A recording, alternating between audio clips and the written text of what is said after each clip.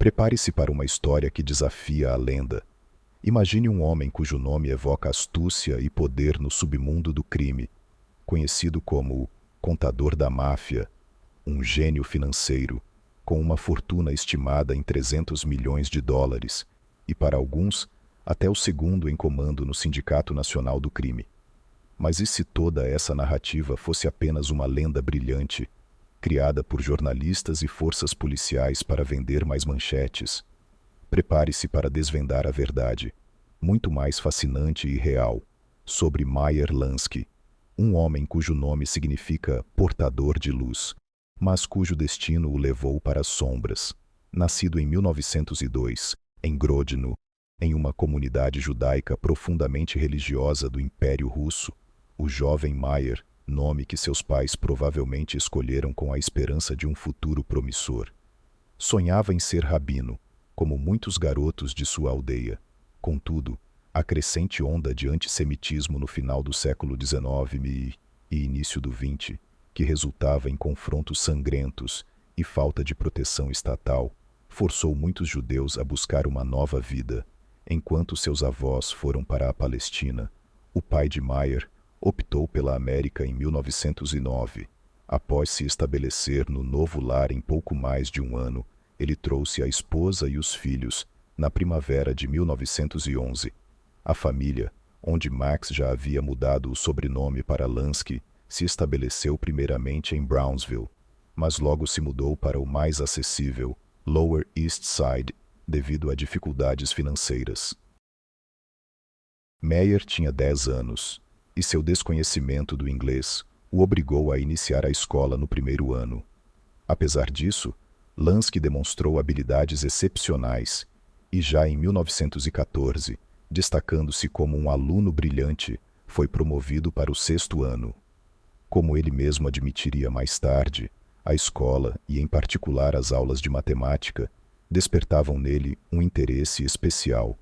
Essa jovem mente já buscava aplicar seus conhecimentos não apenas na sala de aula, mas também em negócios muito menos lícitos.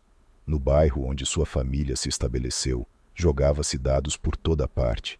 O pequeno Meyer observava com entusiasmo, tentando calcular as probabilidades de saída de um número ou outro.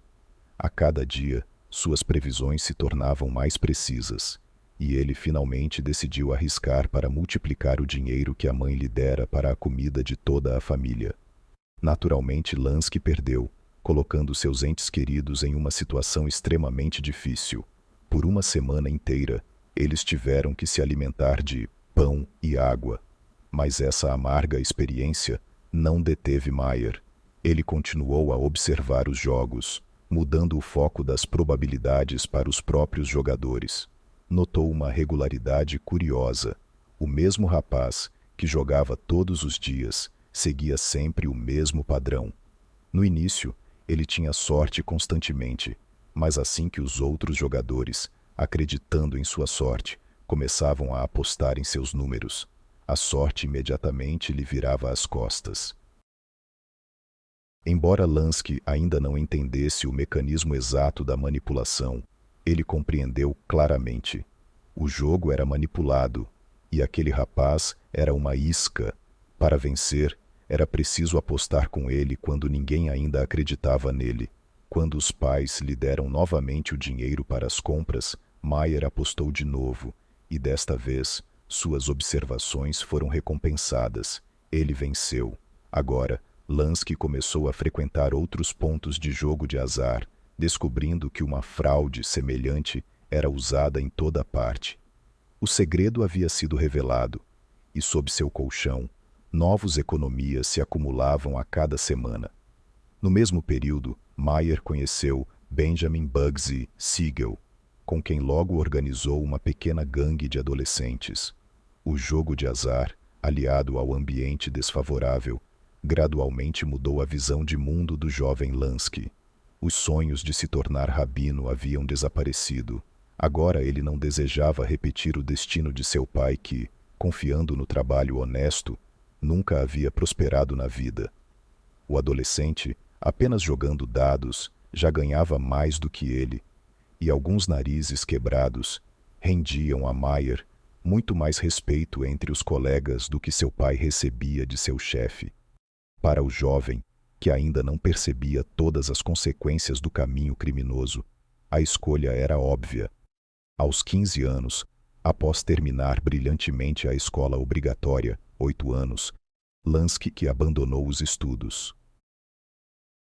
Sob a pressão do pai, ele até se empregou em uma oficina mecânica, mas continuou a ganhar ativamente também ilegalmente.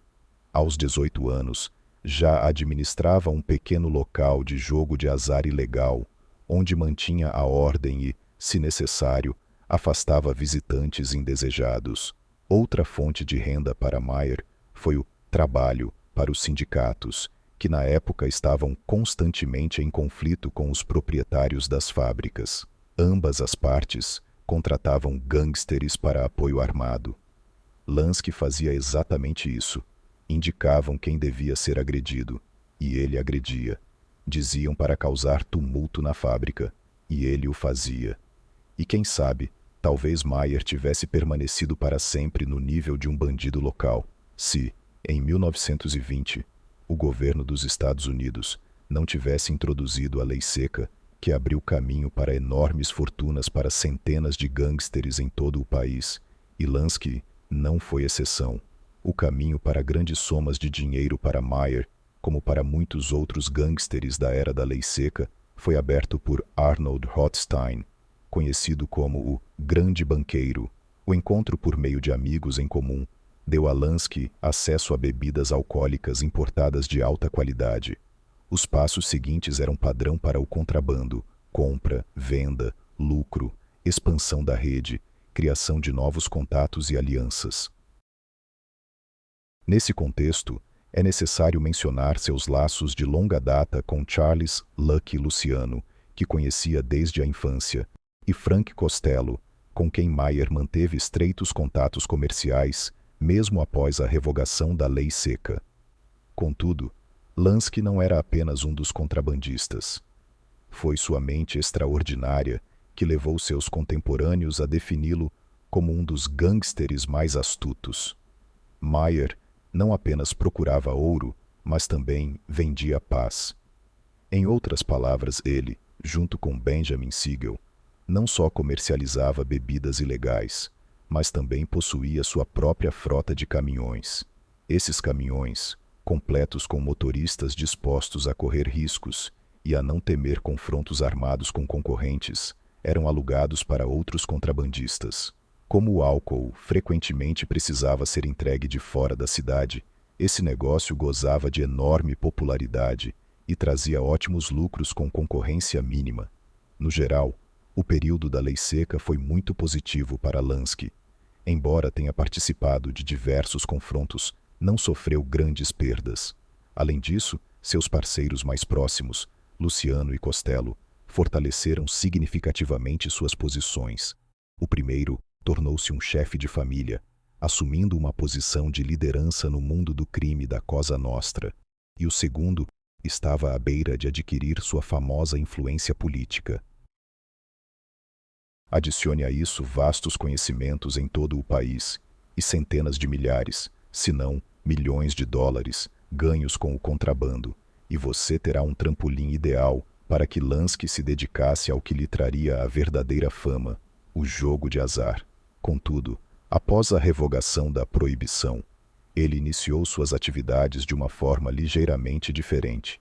Juntamente com figuras-chave do mundo do crime de Cleveland, Sam Tucker e Moe Dalitz, Lansky fundou a Molotka Corporation, que se dedicava ao fornecimento de melaço desidratado em pó para a indústria de bebidas alcoólicas.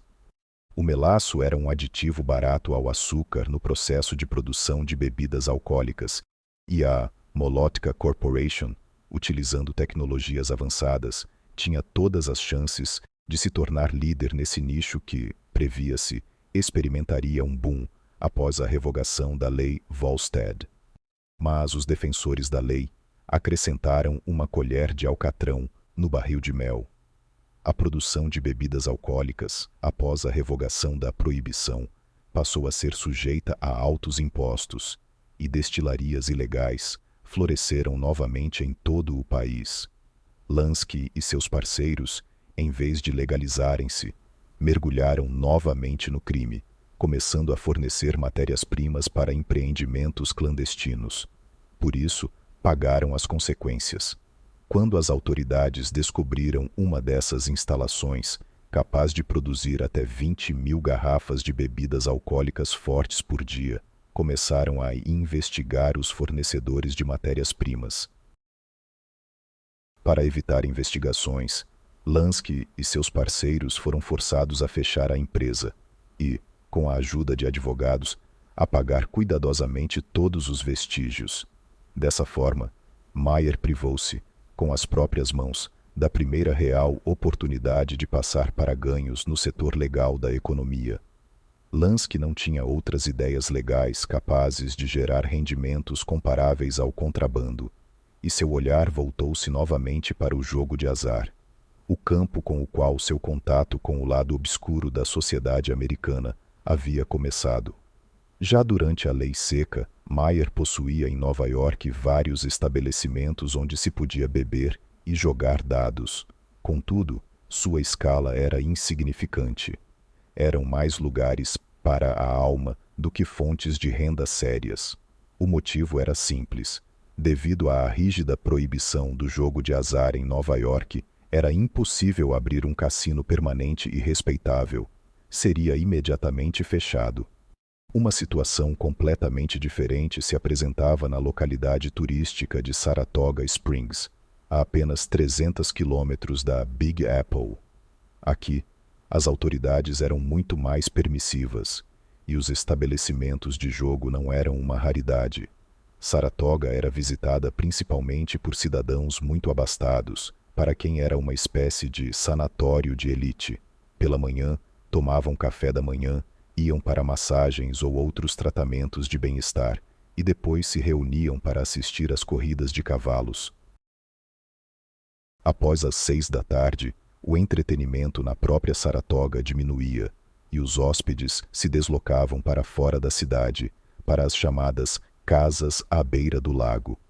Esses locais eram restaurantes de luxo com cassinos simples, mas funcionais. Foi aqui que Meyer Lansky os encontrava, pois em meados dos anos 30 ele gerenciava um desses cassinos. Seu estabelecimento, aberto em conjunto com Frank Costello e Joe Adonis, chamava-se Piping Rock. Costello era responsável pela parte do restaurante, enviando para lá a cada temporada seus melhores funcionários do Copacabana. Adonis atraía a clientela abastada de seus locais em Nova Jersey, e Lansky dirigia diretamente o cassino. Durante a temporada turística, que em Saratoga durava aproximadamente de junho a setembro, cada um dos parceiros podia ganhar várias centenas de milhares de dólares. Contudo, se para Adonis e Costello esta era apenas uma das muitas fontes de renda, para Lansky, naquele momento, era a única grande empreitada. Ele precisava de algo mais que lhe rendesse lucros em outros períodos do ano.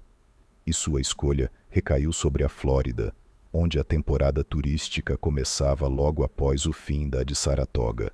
Em 1936, na pequena cidade de Hollywood, perto de Miami, um pequeno especulador chamado Julian Kaufman abriu uma espécie de cassino em um antigo galpão de tomates. Ele aceitava apostas em eventos esportivos e à noite, sob as marquises, as pessoas podiam jogar dados, roleta e blackjack. No início, os negócios não iam muito bem, mas então Kaufman começou a organizar diariamente jogos de bingo, com um prêmio principal de $3.000. Com esse dinheiro, era possível comprar um Cadillac novinho, o que transformou imediatamente seu local, chamado The Plantation, em um imã para os amantes do jogo de azar. Contudo, ele foi logo incomodado pelos moradores locais mais conservadores, que processaram Kaufman. Por decisão do tribunal, The Plantation foi proibido de operar naquele terreno. Talvez Kaufman tivesse fechado, e Hollywood nunca mais teria visto o jogo de azar em seu território, mas por volta da mesma época em que estava no tribunal com a comunidade local e os defensores da moral, apresentou-se a ele um homem chamado Vincent Allo. Ele fez uma oferta irrecusável. Allo, também conhecido como Jimmy dos Olhos Azuis, era membro da família Genovese e um dos amigos mais próximos de Lansky na máfia. Ele propôs a Kaufman que aceitasse outros sócios na empresa e, em troca, os novos parceiros prometeram resolver o problema com os moradores locais e investir no local, tornando-o mais respeitável. Esses parceiros, como você provavelmente já adivinhou, eram o próprio Vincent Allo e Meyer Lansky. Kaufman, percebendo que não podia recusar propostas de pessoas desse calibre, aceitou, recebeu sua participação na empresa e entregou as rédeas da gestão a Lansky e Allo.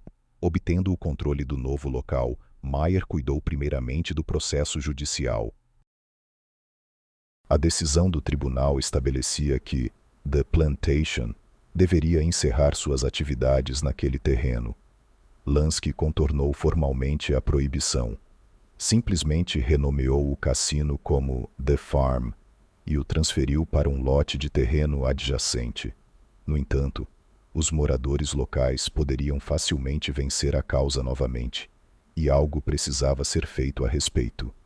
Meyer começou com vultosas doações a todas as comunidades locais de Hollywood, da polícia e médicos aos pescadores e caçadores. Isso acalmou de alguma forma o descontentamento. Em seguida, Lansky foi além, organizando um sistema de corrupção ideal com as autoridades locais. Toda semana, no tribunal local, ocorria um julgamento por acusações de vandalismo, e a multa imposta ao réu e destinada aos cofres do município era paga por The Farm. O valor da multa e, em essência, do suborno era estabelecido previamente entre as autoridades e Meyer. Além disso, durante toda a temporada turística, Lansky patrocinou subsídios semanais da prefeitura para cada família local, no valor de $35. Ele também criou dezenas de empregos para os habitantes de Hollywood e garantiu aos agricultores locais um mercado, comprando produtos exclusivamente deles para seu restaurante. Em outras palavras, ele abriu uma mina de ouro para os moradores de Hollywood. As pessoas que até então viviam em extrema pobreza rapidamente decidiram que o jogo de azar não era tão ruim assim, e as autoridades locais não notaram absolutamente nenhum cassino em sua jurisdição. Claro, para Moki ungir a todos, os lucros do antigo galpão de tomates não seriam suficientes. The Farm se transformou em um irmão muito mais luxuoso e apresentável do que The Plantation. Lansky construiu salões de jogos, abriu um restaurante e começou a atrair novos investidores. Para a temporada seguinte, quando Meyer já dirigia o local a todo vapor, foram abertos um hotel e uma praia equipada com todo o conforto. Cabines para troca de roupa, chuveiros, espreguiçadeiras e salva-vidas de plantão. Posteriormente, um hipódromo local também foi inaugurado em Hollywood. Lansky não poupou esforços para criar todas as condições para atrair o maior número possível de hóspedes para The Farm. A própria América, que no final dos anos 30 finalmente havia se recuperado da Grande Depressão, contribuiu de todas as formas para que a costa da Flórida obtivesse o nome de Dourada. As pessoas haviam voltado a ganhar bem, e Miami, com as cidades adjacentes a ela, tornou-se para elas o melhor lugar para as férias de inverno. Paralelamente ao fato de os turistas escolherem a Flórida para as férias, os investidores a escolhiam para seus investimentos. Se no final dos anos 20 havia apenas 10 a 20 hotéis, em 1939 seu número ultrapassava 100. E, assim como em Saratoga, depois dos procedimentos diurnos, as pessoas se dirigiam às casinhas à beira do lago.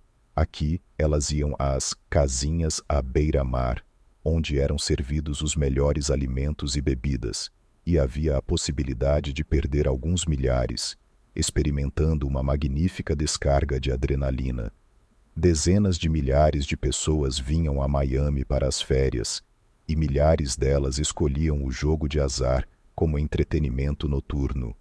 Em essência, era Las Vegas antes que Las Vegas se tornasse Las Vegas.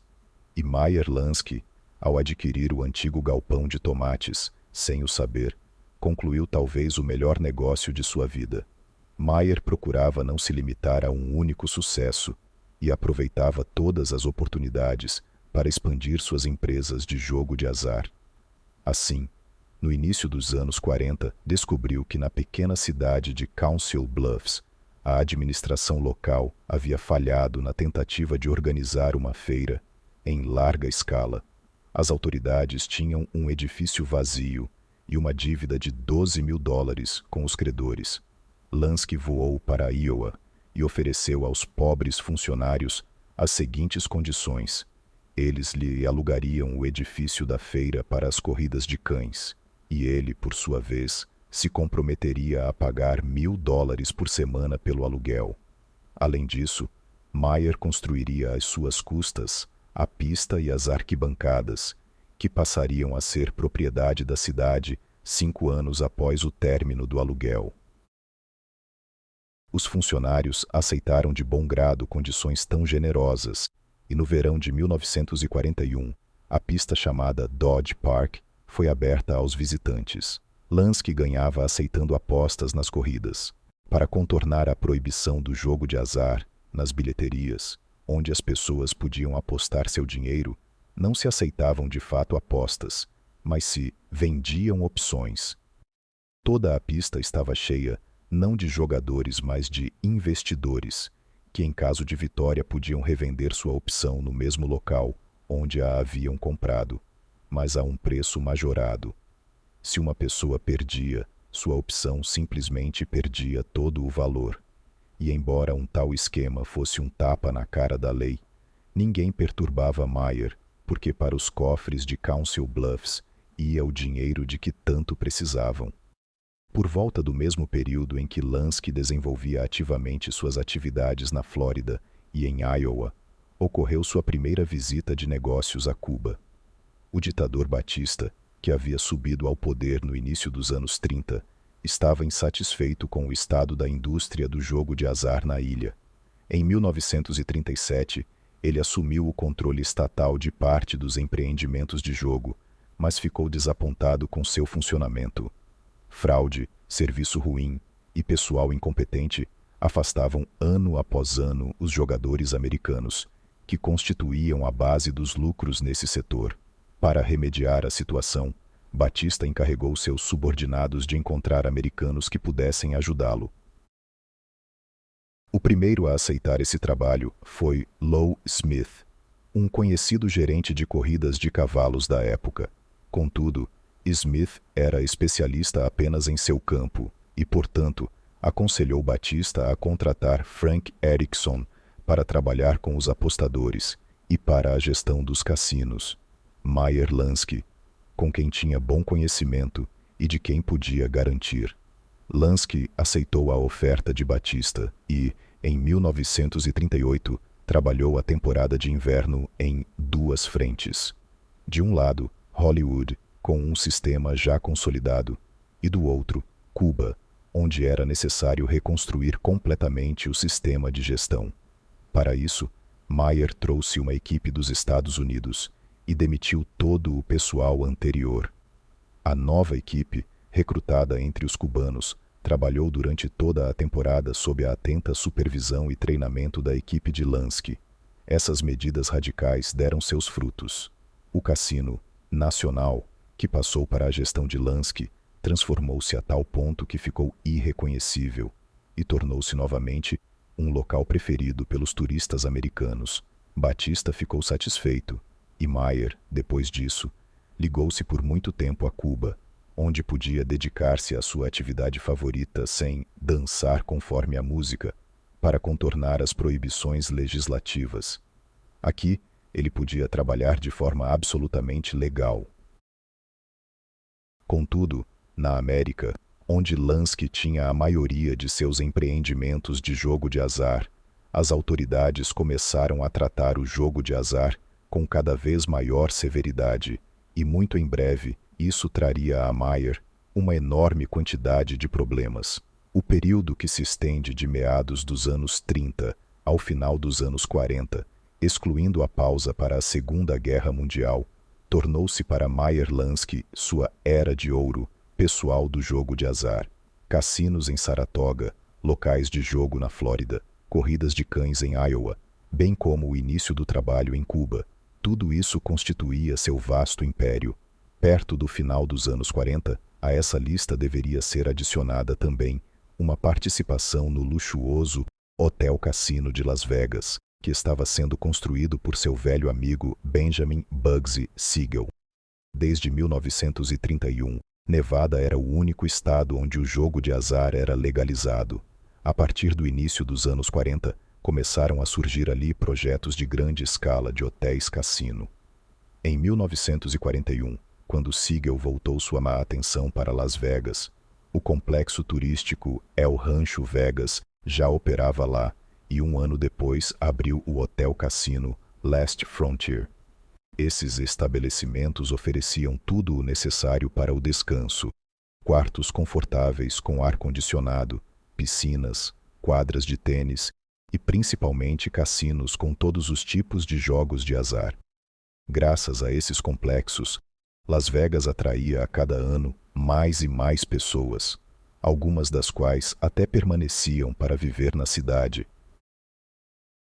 Siegel, que gerenciava agências de apostas ali, rapidamente percebeu o potencial dos hotéis-cassino e, em 1943, tentou adquirir o El Rancho Vegas, mas recebeu uma recusa categórica. Em vez disso, em 1945, conseguiu comprar um local menor chamado El Cortez, onde Lansky investiu $60 mil, obtendo 10% das ações. Apenas um ano depois, em 1946, Siegel vendeu o El Cortez, jogando habilmente com o aumento dos preços imobiliários do pós-guerra, e lucrou cerca de $170 mil. Inspirado pelo sucesso, convenceu seus parceiros gangsters a investir na construção de um novo hotel, que deveria ser mais luxuoso que todos os existentes em Las Vegas. No final, o Hotel Flamingo tornou-se a causa de um conflito entre Siegel e seus parceiros, que levou à eliminação do primeiro. Não se sabe se Lansky sabia do atentado iminente, mas após a morte do amigo de infância, 10% do hotel ainda lhe pertencia. No futuro, segundo o FBI, Lansky teria também participações nos cassinos chamados Thunderbird, Sands e Horseshoe. É digno de nota que quando Siegel iniciou essa empreitada, Meyer não acreditava muito nela e deu o dinheiro a Bugsy apenas pela velha amizade. Lansky acreditava que a infraestrutura de Las Vegas estava em estado deplorável. Ainda não havia transporte aéreo e dirigir de carro no deserto era uma aventura bastante problemática. Contudo, como o tempo demonstrou, ele estava completamente enganado, e Las Vegas o alimentaria por muito tempo, especialmente depois de perder todos os seus cassinos fora de Nevada. Isso estava ligado ao fato de que no início dos anos 50, uma onda de descontentamento com o jogo de azar se espalhou por toda a América. As pessoas, não mais atormentadas por problemas econômicos, começaram cada vez mais a refletir sobre questões morais. E, em resposta a essas demandas da população, em todos os estados começaram a surgir políticos que construíam suas carreiras na luta contra os estabelecimentos de jogo de azar. Até as mais famosas audiências do Senado daquela década, lideradas por estes Kefauver, colocavam essa questão entre as primeiras. Todo esse alvoroço deu seus frutos. Onde antes, Lansky podia cobrir as pessoas de dinheiro e gerenciar tranquilamente os cassinos, agora nem queriam falar com ele. As corridas de cães em Iowa, os estabelecimentos de jogo na Flórida, os cassinos em Saratoga, tudo isso foi fechado em poucos anos. Além disso, as audiências de Kefauver, para as quais Meyer também foi chamado, atraíram sobre ele a atenção das forças da lei. Em 1952, ele foi acusado de conspiração, jogo de azar e falsificação de documentos, no caso do estabelecimento de Arundel, onde Meyer ajudava Joe Adonis.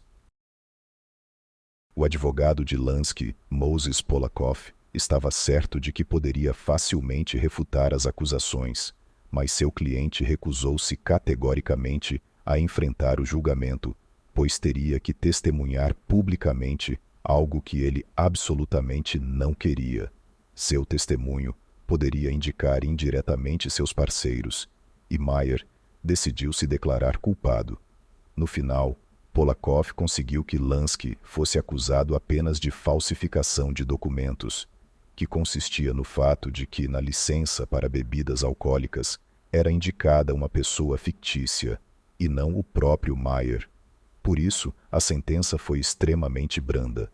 Lansky pagou uma multa de $2.500 e cumpriu apenas 3 meses de prisão.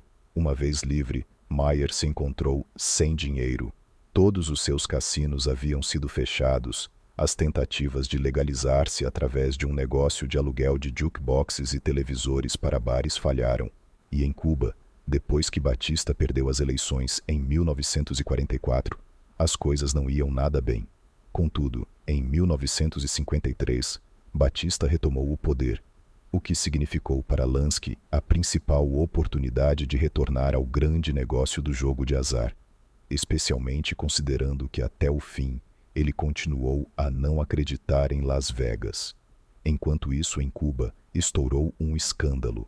Um advogado americano, ligado ao senador Richard Nixon, foi fraudado em um dos cassinos em um jogo local chamado Cubala.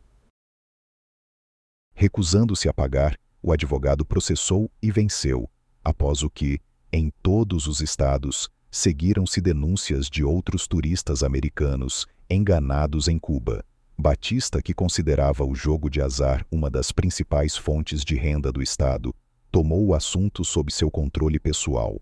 Uma investigação conduzida por seus homens, que coincidiu completamente com uma inquirição independente do jornalista americano Lester Valley, mostrou que em toda a Havana havia apenas 2 locais onde a fraude não prosperava. No primeiro, os moradores jogavam entre si, e o segundo, chamado Montmartre, havia passado muito recentemente para Lansky, que havia realizado uma limpeza total.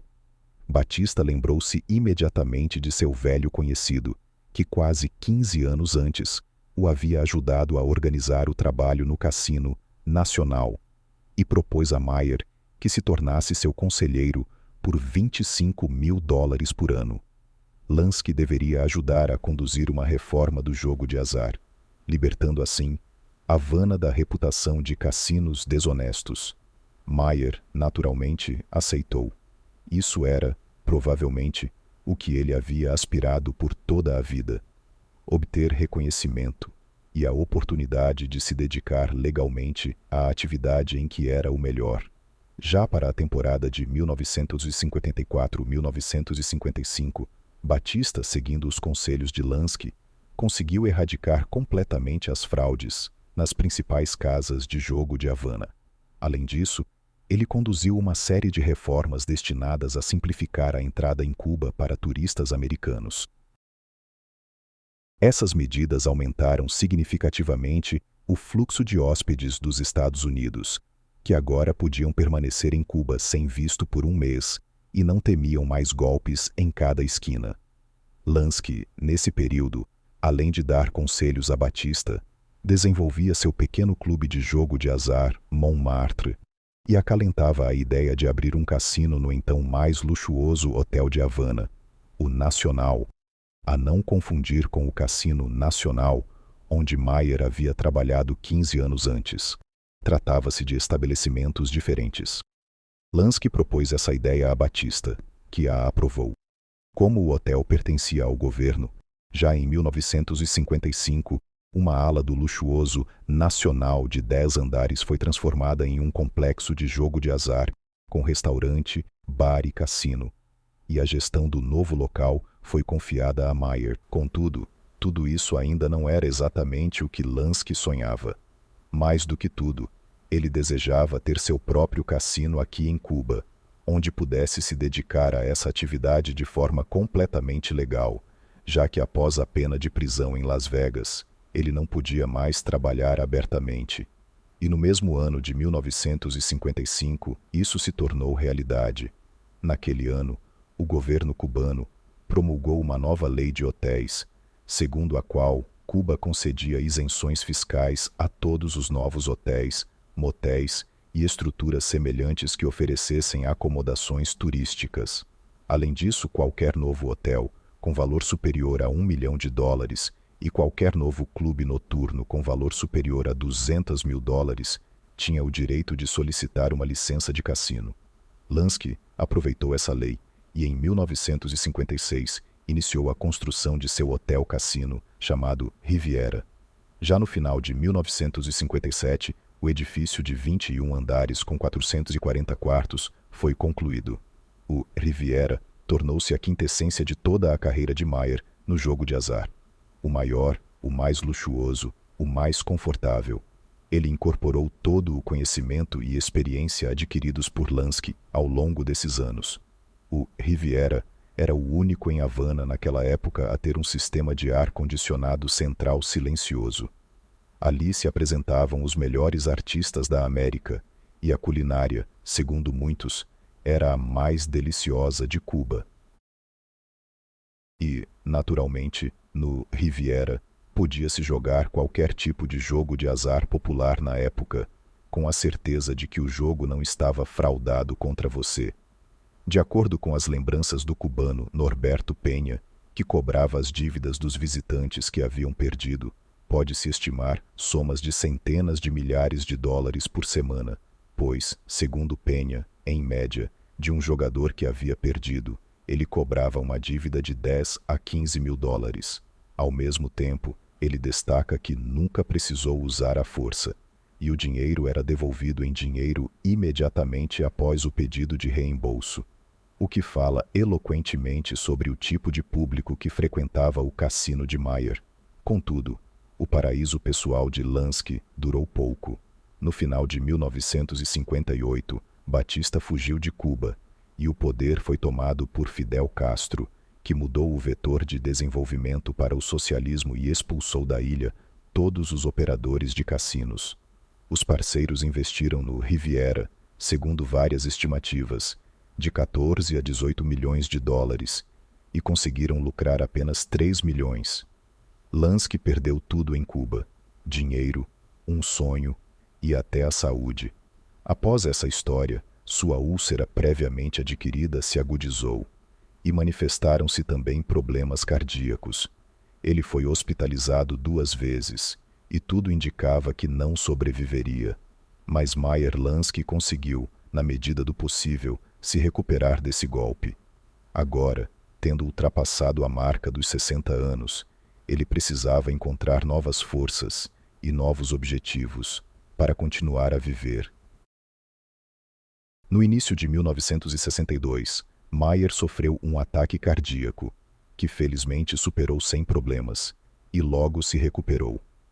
Em agosto do mesmo ano, ele embarcou em uma viagem à Europa, decidindo, entre outras coisas, visitar Israel, a pátria de seu povo, que ele via pela primeira vez. O país conquistou imediatamente Lansky. Essa viagem turística o fez refletir seriamente sobre a possibilidade de finalmente deixar a América, que lhe havia trazido tantas decepções, e se mudar para viver no país que seu avô havia sonhado. A dificuldade residia apenas no fato de que, após o fiasco em Cuba, ele não tinha fundos suficientes para se aposentar tranquilamente em outro país. De suas receitas significativas, restava-lhe apenas o skimming em Las Vegas, onde Meyer tinha uma participação de 5 a 10% em vários cassinos. Para acumular a quantia necessária com esse nível de ganho, levaria mais de um ano. Além disso, era preciso garantir que as autoridades americanas não o privassem também dessas últimas fontes de renda. Para isso, ele precisava fazer mais alguns investimentos bem-sucedidos no exterior, onde, em essência, não seria necessária uma gestão constante, e sua participação seria extremamente difícil de provar. Para quem não sabe, o skimming em cassinos é a retirada de dinheiro de um estabelecimento de jogo contornando os relatórios oficiais, ou seja, uma forma de evasão fiscal. Era assim que Lansky ganhava dinheiro depois de perder o Riviera. Oficialmente, porém, para o fisco, ele recebia dinheiro de seus investimentos legais anteriores. Tinha uma participação em vários pequenos hotéis na Flórida, além de cerca de 20% das ações de uma pequena companhia de extração de petróleo, a States Oil and Gas. Esse dinheiro era suficiente para ele acertar suas contas com o fisco e não ter problemas com a lei. Os verdadeiros ganhos, Lansky os transferia dos Estados Unidos da seguinte forma. Em Miami, existia um banco chamado Bank of Perrin, que tinha um acordo especial com o Bank of Nassau, nas Bahamas, que era na verdade uma filial do primeiro. Ou seja, podia-se ir ao banco em Miami, depositar qualquer quantia em dinheiro na conta e pedir que fosse creditada ao Banco das Bahamas. Dessa forma, nenhum rastro em papel permanecia no banco americano. Todos os dados iam imediatamente para as Bahamas, e de lá, Mayer transferia o dinheiro para longe do fisco americano, precisamente para a Suíça, de onde podia fazer livremente novos investimentos no exterior, cujos lucros também afluíam para a Suíça. Assim, graças aos seus antigos contatos, ele conseguiu obter pequenas participações nos cassinos Lucaia, nas Bahamas, bem como no cassino Colonia, em Londres. Nesse ritmo, garantindo sua aposentadoria, Lansky viveria até o final dos anos 60. Nesse período, ele conseguiria também evitar a punição pelo skimming. O FBI obteria suas provas no início dos anos 60, mas até o final da década, a defesa em tribunal conseguiria demonstrar que haviam sido obtidas ilegalmente, e o caso seria encerrado. Mayer percebeu esse evento como um sinal e vendeu todas as suas participações em Las Vegas, arrecadando um total de cerca de $1 milhão. Agora ele estava pronto para se aposentar e se mudar para Israel, ainda mais porque nos Estados Unidos estava sendo preparada outra ação judicial contra ele por evasão fiscal, novamente ligada a Las Vegas. Da vez anterior, ele havia conseguido evitar a punição pelo cassino Sands. Agora as autoridades haviam se concentrado no Flamingo. Mas por que as autoridades, a partir dos anos 50, procuravam com tanta veemência esmagar Lansky? Sua pena de prisão de 3 meses, depois o caso de revogação da cidadania, que Mayer venceu, e depois uma série de casos de evasão fiscal. De onde vinha tal desejo de aprisionar um simples organizador de jogo de azar? Não havia criminosos mais sérios para os quais direcionar as forças do FBI? Claro que havia, mas de jure, no papel, para as autoridades e a sociedade, Lansky era muito mais do que um proprietário de cassino comum.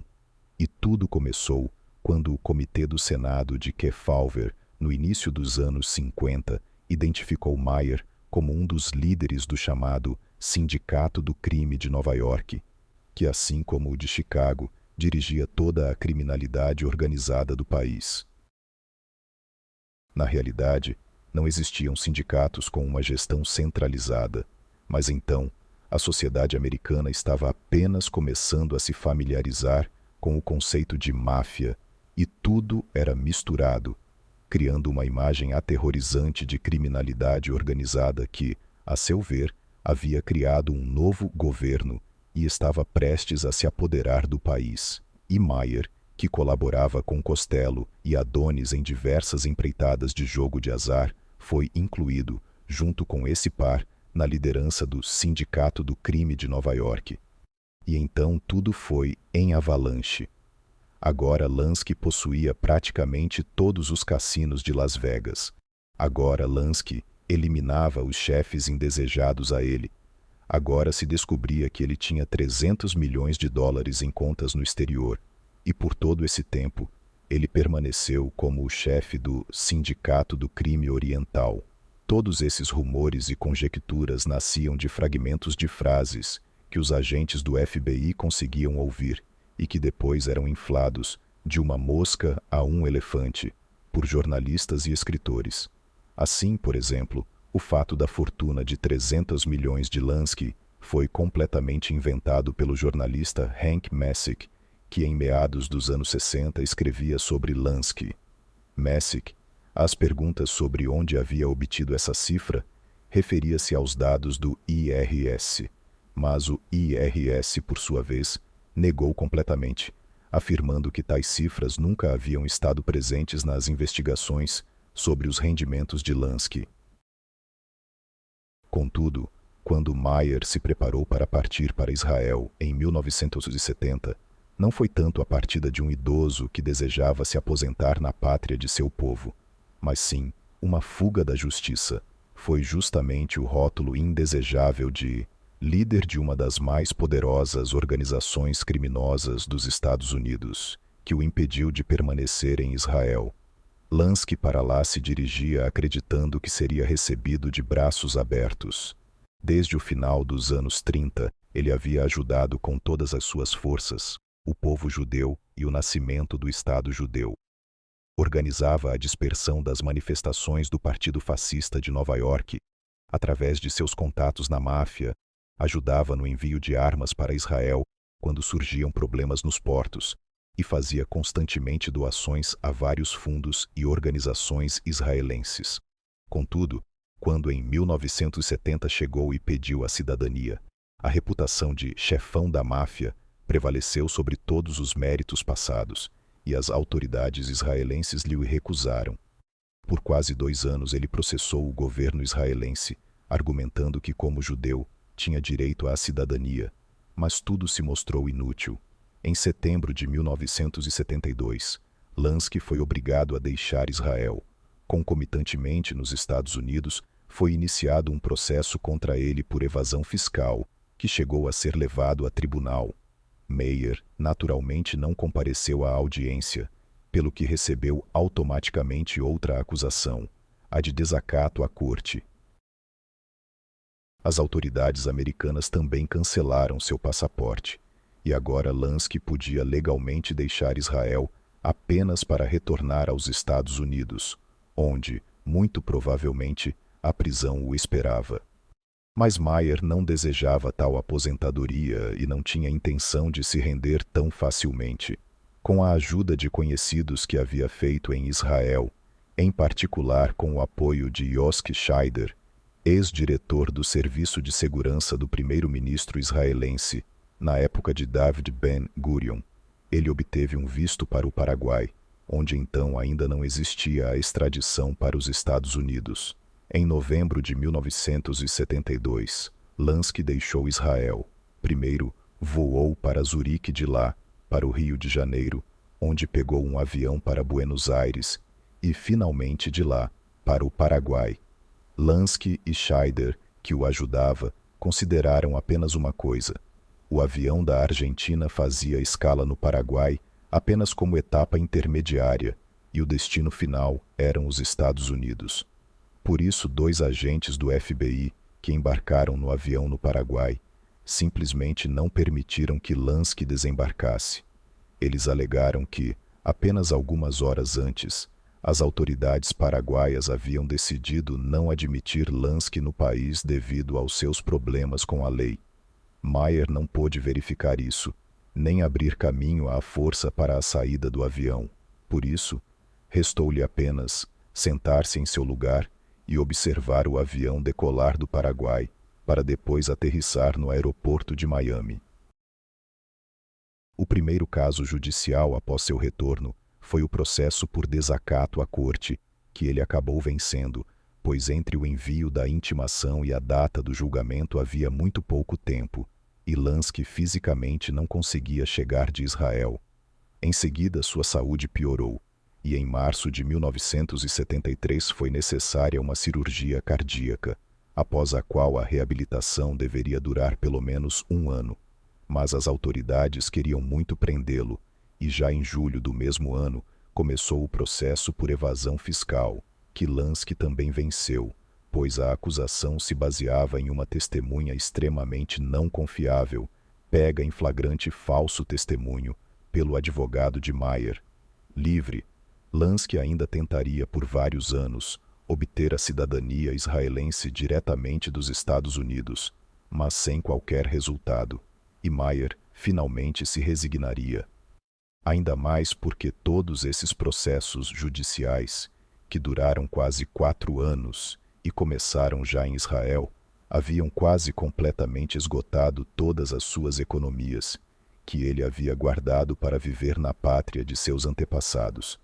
Agora, ele era realmente um aposentado comum. Juntamente com seus amigos, como Vincent Allo ou Harry Rosen, eles se encontravam para o café da manhã e podiam conversar longamente e animadamente sobre o passado ou o presente, tentando não tocar no futuro, agora claro. Às vezes, a jovem geração de gangsters da Flórida também se juntava a eles, que ouvia com prazer histórias sobre a lei seca, sobre Cuba ou sobre Las Vegas. Após o almoço, os amigos geralmente se separavam e Meyer ia para casa para tirar uma breve soneca e reunir forças para a caminhada noturna com seu amado cachorrinho.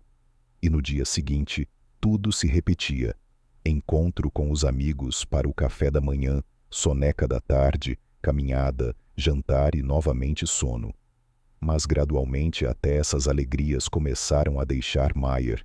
Primeiro, os amigos começaram a morrer, e depois sua saúde piorou ainda mais: tonturas, problemas de memória, tosse com sangue. Em 1980, Lansky foi diagnosticado com câncer. No mesmo ano, foi operado para remover o tumor. Mas em 1982, tudo voltou.